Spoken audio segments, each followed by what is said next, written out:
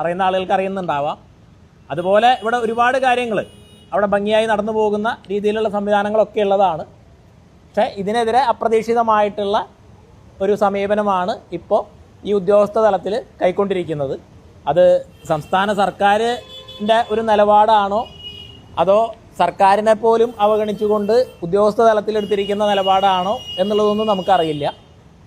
എന്താണെങ്കിലും ഭാരതം മുഴുവൻ നടന്നുകൊണ്ടിരിക്കുന്ന ഒരു വലിയ തരത്തിലുള്ള ആധ്യാത്മിക സംഗമങ്ങൾ, ആ ആധ്യാത്മിക സംഗമത്തിൻ്റെ വലിയൊരു പശ്ചാത്തലം പൂർവികമായിട്ട് ഭാരതത്തിനുള്ളത് ഇത്തരം കാര്യങ്ങളെ തടയാൻ വേണ്ടിയിട്ടുള്ള ശ്രമങ്ങൾ പല കാലത്തും ഉണ്ടായിട്ടുണ്ട്.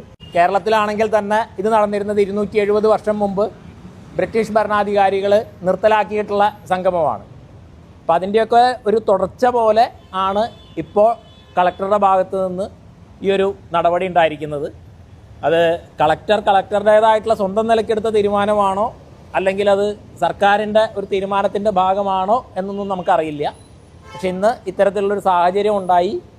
എന്ത് തന്നെ സാഹചര്യമാണെങ്കിലും അത് ഹിന്ദുധർമ്മത്തിൻ്റെ ആചാരപരമായിട്ടുള്ള വിശ്വാസപരമായിട്ടുള്ള പരമ്പരകളുടെ ഒരു ധർമ്മമാണ് മാഘം ചെയ്യുക എന്നുള്ളത്.